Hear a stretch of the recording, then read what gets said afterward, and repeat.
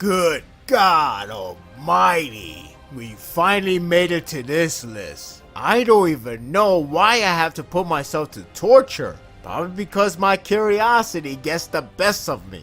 If it truly kills a cat, I have wiped them out from existence. Honestly, this list almost escapes from its total atrocity.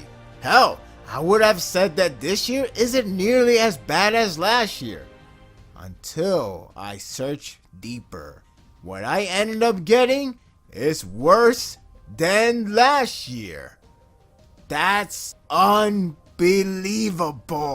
I gone hell and back to tell you what I thought about these anime. And while some aren't that bad, there are some that should be analyzed for research to prevent another horror. But we know we will forever get cracked. A quick dishonorable mention. I didn't include Dynamic Core because it's based on a game and more like idle stuff. Perhaps next time, I won't be as merciful.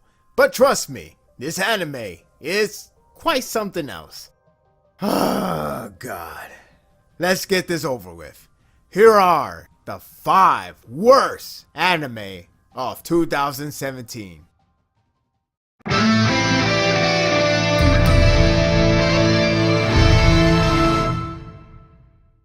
Honestly, I debated myself if this should be higher in the list, but I decided to place it here because the other series are bad for other reasons.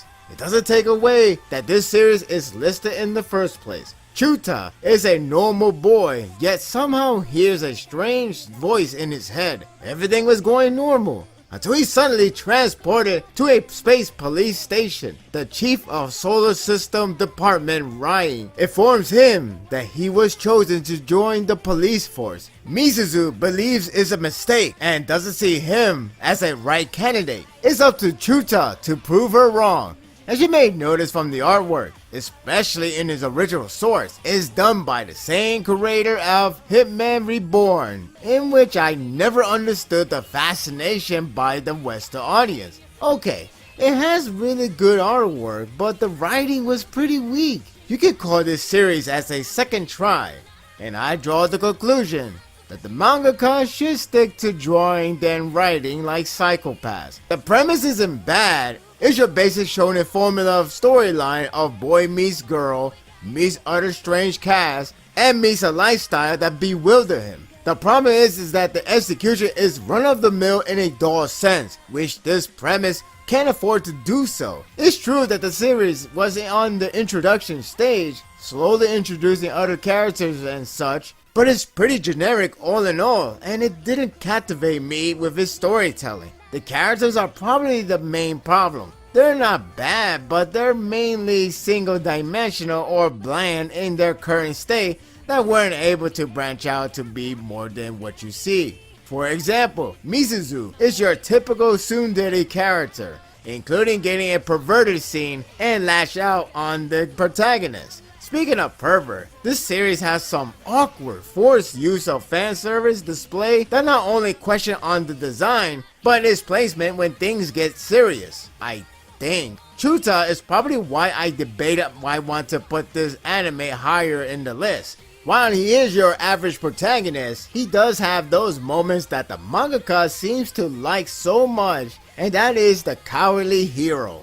It can get annoying to see him trying to man up or somehow gets caught in a fan service moment like a typical harem series. It doesn't help that he actually adores it at times. There is action here and there, and they're not too bad. I guess it leaves for more imaginative use in the future, but I don't read the source material. If anything, I wouldn't mind reading it to avoid the calling from Drew. It's basically Chuta's companion that can use sympathy for offensive and defensive maneuver. Sadly, it had to talk, and it can get aggravating. Constantly hearing sympathy, sympathy, sympathy, sympathy, sympathy, sympathy. The tone of voice doesn't work well, or maybe it's just the calling. It's too constant throughout the series. The presentation is perplexing. The art style is neat for what it is, yet there are times that it can be pretty cheesy. It doesn't help that the animation can be a miss because of the studio being incompetent to keep it consistent. The ending has a typical plot twist that ends on a so-so note. Bottom line, the anime isn't that good. It's not really harmful, but there are traits that can annoy from character's perspective. Like the title itself, is easily forgettable.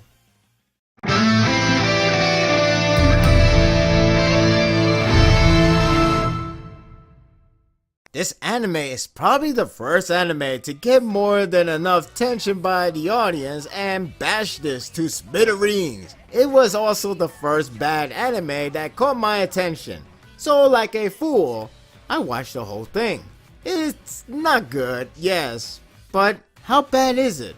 It takes place in Osaka in AD 20XX. No, it's not Mega Man, so we can't be chooser. The world revolves around the handshakers, in which partners who can summon Nimrods, God knows why that name, weapons born from their deep sight by joining hands. A wish can be granted for the pair who wins against other pairs, and the winner will challenge God.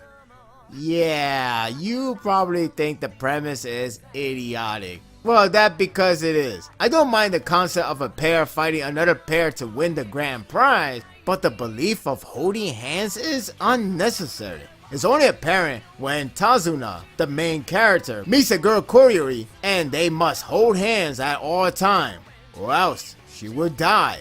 Isn't that forced if you ever heard one? The characters are not so bad, not as cringeworthy as the previous one, but they aren't engaging or memorable. They're pretty average, and the only serviceable part from them is their background reason to fight. But if the character isn't fleshed out well or show more than a single dimensional trait, it's hard to care. I have to admit, I do find not bad when they are gathering around as friends. Other than that, it's just average. There are weird moments that you find yourself lost or don't care, depending on how you see it. One of the confusing parts is how the first pair is portrayed as domestic violent, pretty much setting up a standard moral of love and friendship in a proper way. Only it happened off screen. And we didn't even see any developments or remorse. It's like the writer acted like we never saw them before. So why not write them as lovely couple? How can we even comprehend if the writer doesn't fill us in? The main problem, and what I believe is what pissed the audience off greatly, is the incorporation of action and animation. The best I can describe is anti-sakuga. In other words, bad animation. The way I see it is the animator that begs to God deeply for a higher budget and perhaps a better director. I like to think that this is a try that ends up falling flat. I don't mind the artwork that much, but the animation is where the problem becomes clear. It's a mix with 2D and 3D animation, but not nearly as good it felt to be one. At times, it hinders the artwork significantly, like it doesn't blend in at all. The series solely relies on action, so there are plenty of movements, but it can't be an eyesore. If it had done better, the series could just be seen as a generic, forgettable one, rather than hateful to its disgraced use of animation. Hey, at least the soundtrack is nice. That's all I got. The anime isn't good, but I didn't find myself incredibly pissed. Don't worry, that's saved for later. Handshakers is a silly premise behind mediocre cast and faulty animation. It somehow hinted a sequel. Huh. You know what? Get the right budget and director, so we could at least say, it's better. As for this one, it's a definition of, there is no try.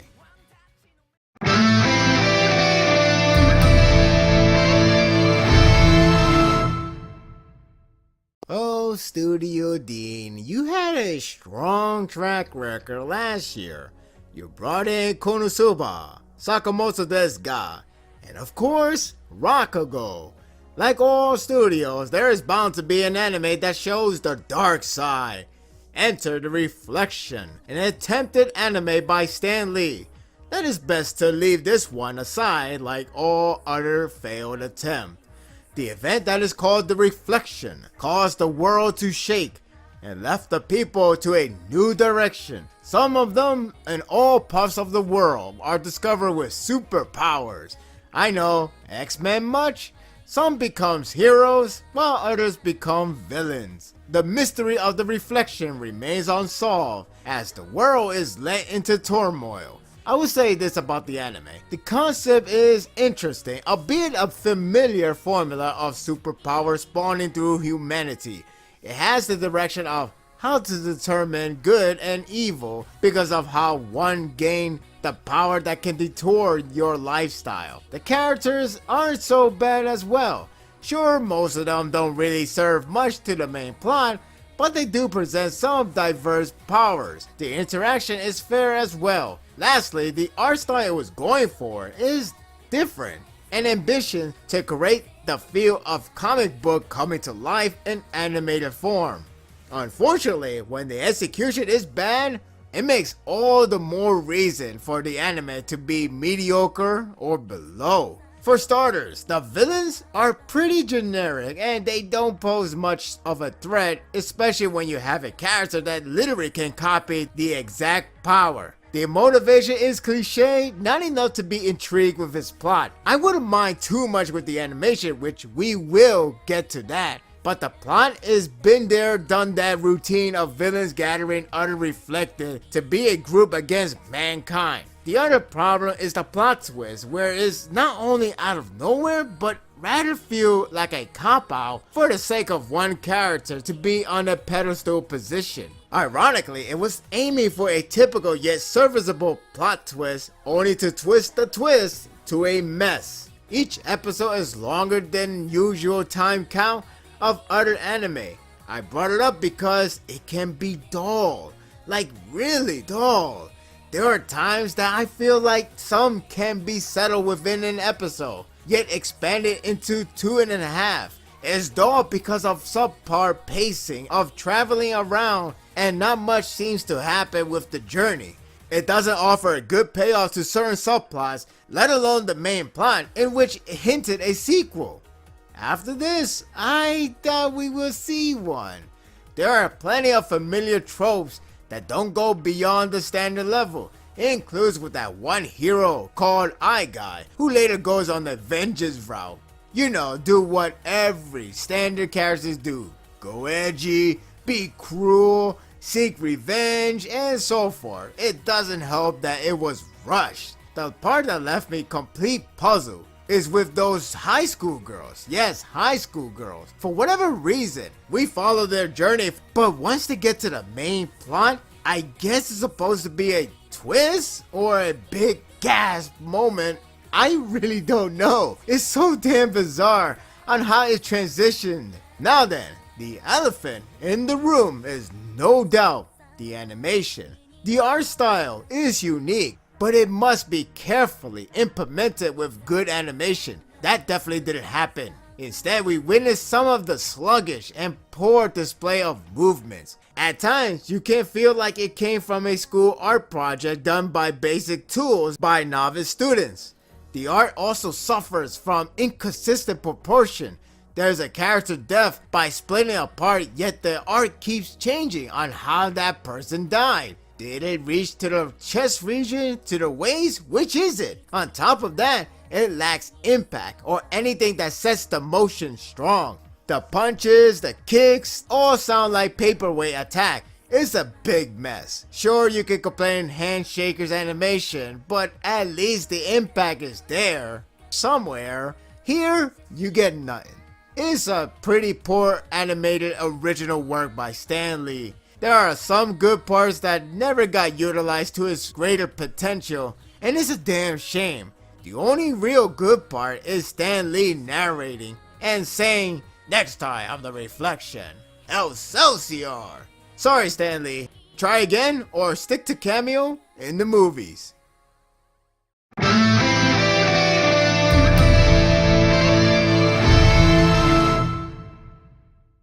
Okay, I know it doesn't meet my criteria on what anime can get on the list. For all I know, this series is probably going to last for another core. It had an unnecessary recap to fill in, so maybe we will get one. On the other hand, Berserk had one too, and still ended on one core. That's kinda strange. Why would they do a recap when this series is about to end nearly 3 episodes ago? Whatever. The point is the anime is crap, and it begins here with my frustration increased tenfold. A new kind of illness is striking young boys and girls. What is it? It's an addiction to internet and technologies. The expert called these symptoms net addiction. In order to cure this condition, the rehabilitation facility was created to set these young men to the right path. The protagonist, Hibiki, was thrown in to realize that the facility is nothing more than a prison. How will he survive? The strange part is that the concept is actually pretty unique, or at least something you rarely heard of. I'm not talking about the prison break concept. I'm talking about the concept of internet ruining lives, and they will cure these junkies with brute strengths and torment. It started off well with Hibiki and some others being victimized in the torment of no internet and harsh lessons to bulk up. So how can it mess it up? The execution, of course, it is poor throughout the anime. The story seems to be sidetracked with unnecessary subplots, as well as how it begins to feel like Prison Break without any real mentions of internet and stuff. Wasn't there even a point to address that in the first place? You could just input, it's a juvenile hall, and the formula would work just about the same. I was interested because it could have gone differently than a typical prison series without any strong points. It's nothing wrong to add subplots, but in this type of concept, the main plot could work itself out for entertainment. It's all over the place on who is corrupted, who is not but then is, who is good, haha that's a good laugh, who is bad, as in everyone, and so on. It also lacks any good payoff, and that's largely due to these characters. Let's talk about them, shall we? They are unlikable, and it's not even a matter of intentional detestable characters either. This is not the same thing as Scum's Wish. They're just bunch of ingrates that just don't want any of our attention.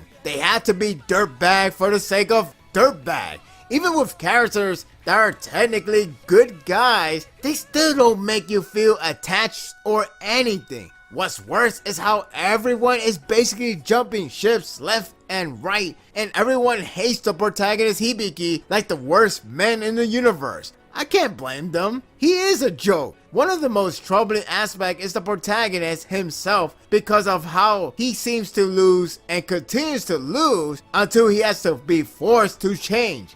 Which begs the question, if they want to disapprove the system, what do you call his transformation? A success? Before changing, he comes off as a sore loser, and this series doesn't try to make you feel sympathy for him. You only grow frustrated with his backlash and dumb decisions along the way. It's asinine that no one remotely likes him, so all because of one backstab scene, he suddenly transformed and boom! I guess we're supposed to be cool with him, except one problem. I'm not. He goes, they betray me, they use me, and I'm the fool. Then he bulks up and now act like a badass. In a good series, the protagonist transforms, and while we can get hyped for the badass side, we feel sad to see them change because of how engaging the previous form was. Here, I couldn't give a shit. It makes it worse when Hibiki actually thought to himself that he's really not him. But who cares? Why should that matter when no one liked him as the puny, supposedly caring guy? Not even his love interest cared. So what makes it so tragic? Shin is the antagonist, I think. He sort of carries the anime, I think. I don't really know. Everyone is bad. The tone of the series is confusing. In the first episode, it plays off something serious and dark, with suffering and possibly engaging storyline. Then when Shin and Hibiki meet, it's all suddenly chibi mode with quirky expressions. It doesn't fit in the atmosphere at all. Whenever it happens, it completely throws me off from trying the hardest to care. Of course, we have to have one character to be obsessed. That's always a crowd pleaser. The animation is pretty bad. It may not be that worse than other entries in the list, but it's pretty rough. You can tell in the action scene that they are cheap animated movements. It's like grabbing on an image with your mouse cursor. That's their animation right there. I understand it's like Chinese anime and maybe I shouldn't be that hard, but King's Avatar was good. Why not this one? The audio don't sync well with the mouth movement. Now that's just bad. The effects lacks any impact. It's actually pretty jarring on how poor the production is in this anime. Evil or Live sounded interesting in paper, but man does it blow. From poor production to detestable characters, it's hard to endure this kind of mess. If there's a cure to Nin Edition, watching this anime will do the trick.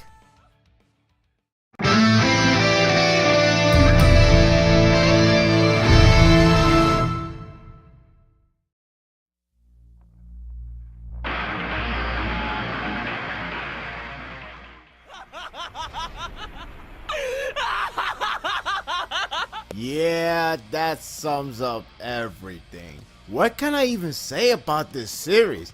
This is unorthodox to even release this series in the year 2017. It's amazing on how a series like this even existed. Of course, after series releases that are awful, this one is perhaps among the worst of the worst in TV anime history. School Days has been toppled.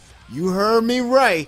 This anime is god awful. What's the story? Well, it takes place in high school, of course, where the asinine protagonist Nobaki transferred to after an incident that took place and caused his life to be startled to make new friends. After making new friends, that didn't take so damn long. Everything was going well. Too bad for him, the modern tool of communication known as a cell phone rings a random text message. And lo and behold, it's from the King's game. Not only he received it, but anyone who was close to him, mainly the classmates, also received it. They are forced to play a game, and whoever doesn't play or fails to succeed, they will be punished. Who will survive? How about this? Who the hell cares? This anime is surrounded with horrible characters that are not only foul and despicable, but majority of them are absolutely brain dead. I'm not referring to the bully character or gang. Everyone acts like bunch of idiots, even for their own age. It's not even trauma they get to experience that will make their dumbfounded action justifiable. They're 100% out of their minds. It's astonishing that the protagonist should be the one that has the brain and understands the rules perfectly, but he always retracts himself in a similar position as before, and it's aggravating to watch him do the same mistake and same crime. We are treated with flashback of his side of the story, yet the present seems to be much dumber than the past. Why is he going backward? Again, it's not because of fear. That card is played early on and ended early on. So there's no real excuse for him to go in circle and repeat the same mistake over and over again. It takes the cake when there is one reveal aspect that make his character worse. The rest of the cast are just bad. You may get some that is tolerable, maybe, but the bad side weighs down so significantly, it's hard to feel any sympathy. Natsuko looks like a normal friendly girl, but in reality she's a psychopath because why the hell not? The clear example of moronic moment is when she revealed to be crazy. The classmates reacted like something is wrong with her. 5 minutes later, they're siding with her because crazy girl is hot, right? Then, when she's portrayed as a psycho, the classmate reacted the exact same thing from earlier. What the hell is going on? It's amazing that these students didn't think of taking Natsuko, the only antagonist mind you, out of the game by killing her or just knock her out and let the game off her. But no, she somehow has the most amazing plot armor that even shonen protagonists will be jealous of. When there's someone that finally shows some brain, she is somehow escaped with the other stupid character because we can't let this series be smart for a second. When it comes to death, they're determined rather predictable, leaving no room for us to care because of it. On top of that, it happened just when we finally get to see them to shine or whatever you call it. Wouldn't it be nice to get to know them and feel attached to them before they are killed at a normal pace? The bottom line is, don't bother to care, because they will die in a historical way. Look at the bright side. At least they die differently, let alone for good comedy. In terms of content, it's all based on what the king say and what the players have to do in order to avoid punishment. It's largely the same routine. Do some tasks, avoid death, or accept death.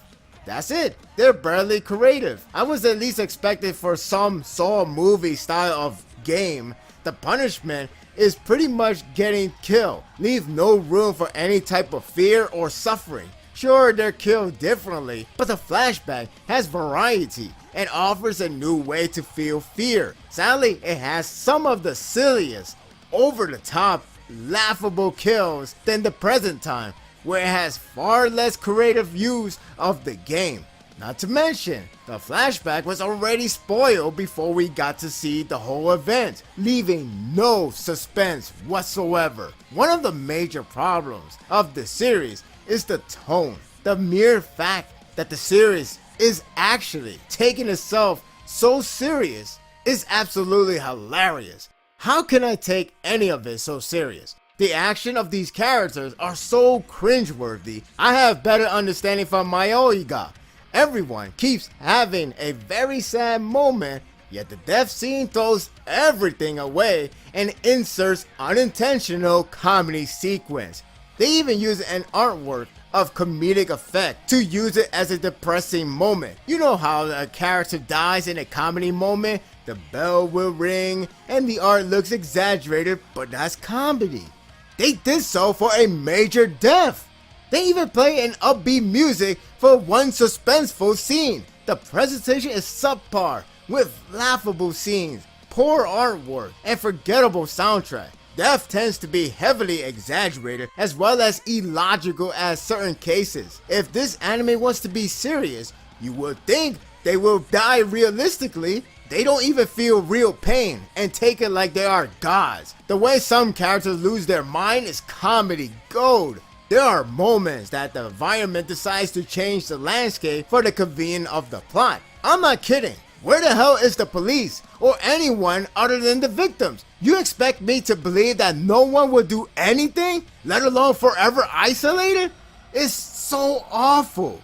But damn, there's one part that takes the cake, and I have to go to spoiler territory. If you actually care, leave now. But why should you care? You have been warned. The major twist is how King's game is originated. It all began as a virus spreading through a village. Fair enough, but what about the whole technology thing? Well, first of all, it's a virus that supposedly consists the power of suggestions, hence why it wants to play a game. What kind of virus is that? To top it all, it's so powerful that it became a computer virus and spread across the technology. That is beyond stupid. You expect me to believe this pervert virus, yes, pervert, since it was so damn thirsty for hentai, can spread through technology like that and ask for anything with ability to kill? What kind of shit is that? Why not just have a serial killer hack into phones and kill them with his or her own hands? That would have been realistic at least. What's worse is these characters bought it. Really? Seriously? You buy those shit? Oh my god. Oh god. The ending. Oh, what can I say? The ending is bad.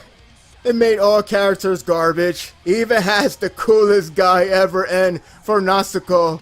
Beautiful. Absolutely beautiful. The only good part is the damn opening. I have no idea how they got that song. This anime is the new school days. It's horrendous, abysmal, and all-time bad. It's easily my worst anime of 2017. Or even all time. Thank God this anime is over. And I don't have to deal with any more of this shit.